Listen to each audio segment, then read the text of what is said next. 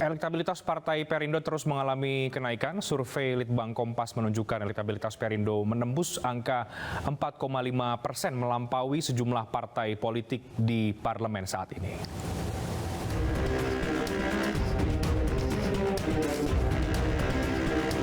Elektabilitas Perindo melesat jelang Pilpres 2024. Berdasarkan hasil survei Litbang Kompas Oktober 2022, Perindo mampu menembus ambang batas parlemen atau parliamentary threshold. Berdasarkan survei pada bulan Juni 2022, Perindo baru meraih 3,3%. Namun dalam waktu singkat, Perindo mampu melesat mengungguli dua partai politik senior, yakni Nasdem, PAN, dan P3. Pada survei yang digelar pada Oktober 2022 ini, elektabilitas Perindo meningkat menjadi 4,5%. Disusul Partai Amanat Nasional atau PAN dengan elektabilitas sebesar 3,1%. Dan yang terakhir, P3 dengan elektabilitas sebesar 1,7%. Tidak hanya Litbang Kompas, pada survei Indonesia Political Opinion atau IPO, Partai Perindo berhasil masuk ambang batas dengan elektabilitas 4,7%. IPO memprediksi Perindo lolos ke Senayan pada pemilu legislatif 2024. Sementara itu pertemuan Ketua Harian Nasional DPP Partai Perindo Tuan Guru Bajang dengan Ganjar Pranowo beberapa waktu lalu memantik perhatian publik. Pertemuan kedua tokoh publik ini dinilai menjadi sinyal untuk melakukan komunikasi politik hingga kontestasi 2024. Ketua DPP Partai Perindo Bidang Politik dan Kebijakan Publik menilai momen pertemuan kedua tokoh ini terbilang penting karena kedua pimpinan ini memiliki andil kuat di ruang publik. Terlebih sosok kedua pimpinan ini memiliki pengalaman yang mumpuni dalam memimpin daerah dan membangun kesejahteraan masyarakat. Menurut Heri, komposisi TGB dan Ganjar Pranowo tidak hanya nasionalis tapi juga religius untuk menjadi pemimpin yang ideal di Indonesia. Kendati demikian, keduanya belum secara resmi mengonfirmasi akankah melenggang bersamaan di Pilpres 2024. Komunikasi politik itulah menurut saya membuka pintu ruang sehingga Partai Perindo melihat sosok Pak Ganjar dan juga tokoh-tokoh lain adalah orang-orang yang nanti apakah memiliki chemistry, apakah memiliki kecocokan, arah perjuangan yang sama untuk masyarakat atau rakyat Indonesia. Sehingga itu semua kan harus penjajakan. Nah, dengan penjajakan yang dilakukan oleh Pak TGB pada Pak Ganjar, tentu saya kira ini adalah satu momentum penting ya bagi Partai Perindo untuk terus membuka komunikasi politik kepada tokoh-tokoh bangsa. Kita ke informasi lainnya, Nikita Mirzani ditahan Kejaksaan Negeri Serang atas kasus pencemaran nama baik. Nikita ditahan selama 20 hari ke depan sejak 25 Oktober hingga 13 November 2022. Tolong dong. Saya ini kasih statement dong ke media. Misi ya. Mundur pelan-pelan. Nikita Mirzani ditahan di Rutan Kelas 2B Serang, Banten atas kasus pencemaran nama baik. Setibanya di Rutan Serang pada pukul 15.30 waktu Indonesia Barat, Nikita langsung menjalani tes kesehatan dan tes usap COVID-19.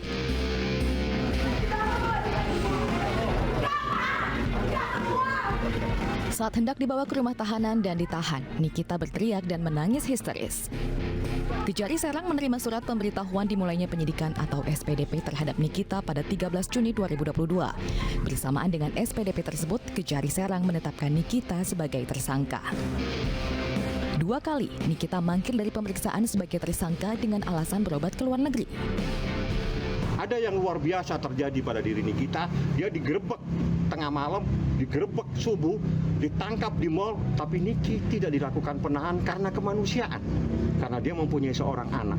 Tapi beda dengan persoalan ini, makanya Niki bilang biar hukum Allah yang akan turun tangan. Penahanan terhadap Nikita dilakukan selama 20 hari ke depan sejak 25 Oktober hingga 13 November 2022.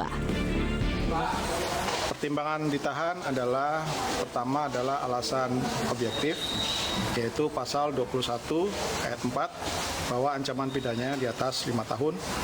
Kemudian alasan subjektif adalah pasal 21 ayat 1 KUHP mengatakan bahwa agar supaya terdakwa tidak mengulangi. kasus Nikita Mirzani bermula dari tindakannya mengunggah 2 foto yang diduga Dito Mahendra dengan menuliskan kalimat yang diduga mengandung unsur penghinaan dan atau pencemaran nama baik. Unggahan Nikita itu kemudian dilaporkan Dito Mahendra ke Polresta Serang Kota pada 16 Mei 2022.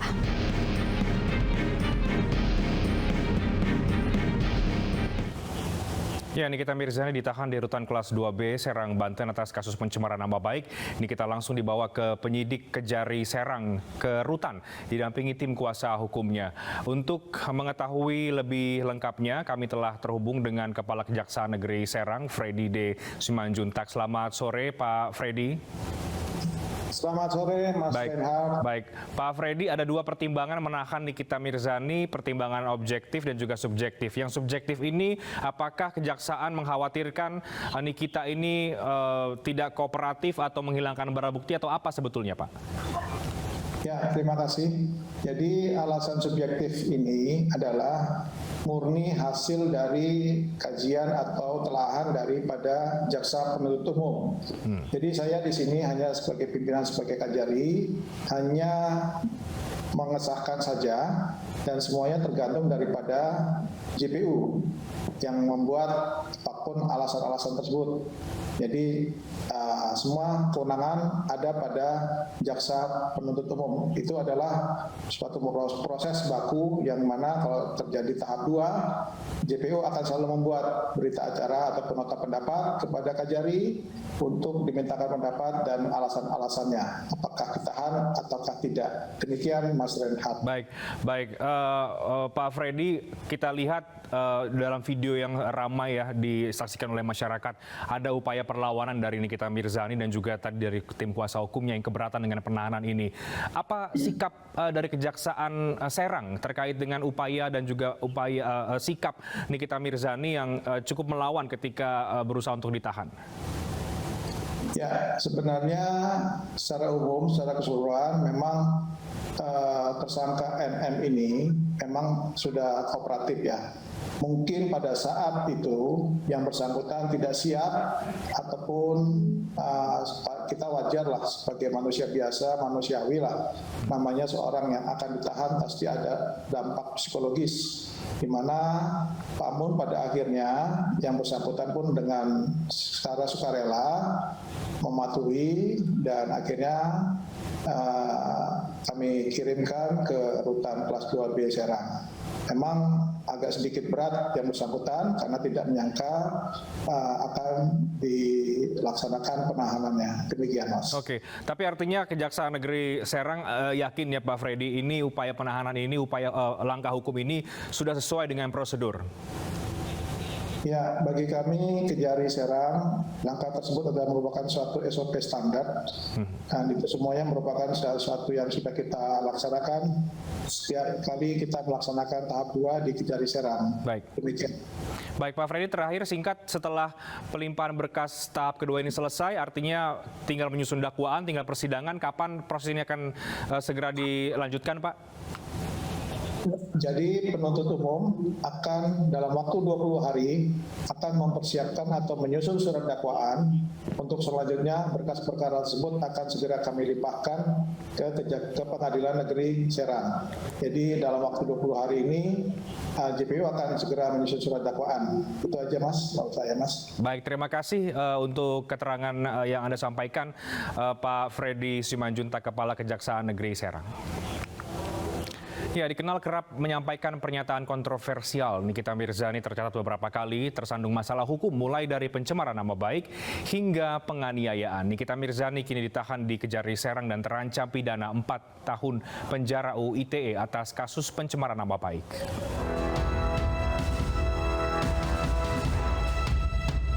Bukan sekali dua kali Nikita Mirzani tersandung kasus hukum. Sebelum perseteruannya dengan Dito Mahendra yang membuatnya kini ditahan di Kejaksaan Negeri Serang atas kasus pencemaran nama baik, Nikita pernah beberapa kali terseret kasus hukum. November 2021, Nikita Mirzani dilaporkan oleh Iza Zegaf atas dugaan penganiayaan. Berdasarkan penyelidikan polisi, Nikita tidak terbukti menjadi dalang penganiayaan. Pada Agustus 2019, advokat Elsa Syarif melaporkan Nikita atas tuduhan pencemaran nama baik melalui media elektronik. Akhir tahun 2018, Nikita Mirzani berseteru dengan mantan suaminya di Polatif atas kasus penganiayaan. Kini Nikita kembali tersandung Undang-Undang ITE atas perseteruannya dengan Dito Mahendra. Nikita dijerat dengan pasal 27 ayat 3 dengan ancaman pidana maksimal 4 tahun penjara dan atau denda paling banyak Rp750 juta. Penahanan Nikita berdasar pada pasal 21 ayat 1 KUHP atas kekhawatiran yang bersangkutan melarikan diri dan menghilangkan alat bukti. Sedangkan alasan objektif diatur dalam pasal 21 ayat 4 KUHP dengan ancaman pidana di atas 5 tahun penjara.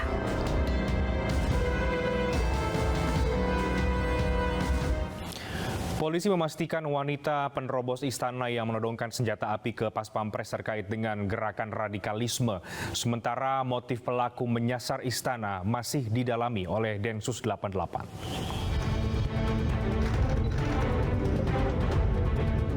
Sejumlah barang bukti berhasil dikumpulkan dan disita polisi terkait kasus wanita penerobos istana yang berhasil dihalau petugas. Di antara barang bukti yang disita adalah airsoft gun dan senjata tajam. Dari hasil pemeriksaan, polisi menyatakan pelaku terkait dengan gerakan radikalisme dan akun-akun gerakan radikal. Penerobos istana adalah seorang wanita asal Koja, Jakarta Utara. SE ditangkap polisi dan anggota Pas Pampres di depan gerbang utama Istana Kepresidenan Jakarta Selasa pagi. SE sempat menodongkan pistol ke arah anggota Pas Pampres yang berjaga di depan istana. Sebelumnya, identitas pelaku beredar liar di media sosial yang diduga berasal dari Lampung. Namun setelah ditelusuri ternyata informasi tersebut tidak benar. Gita Novita yang identitasnya tersebar di media sosial membantah terlibat kasus penerobosan istana. Gita sendiri berprofesi sebagai guru dan saat kejadian ia sedang berada di Lampung. Karena saya memang dari pagi jam 6:30 tuh udah ada di sekolah. Sampai sore jam 4, 4:30. Itu dari Polda berapa anggota itu main datang ke sekolahnya?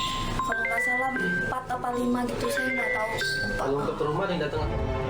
Densus 88 hingga kini masih mendalami motif pelaku menerobos istana. Selain pelaku, Densus 88 telah mengidentifikasi 2 orang lagi yang terkait dengan pelaku.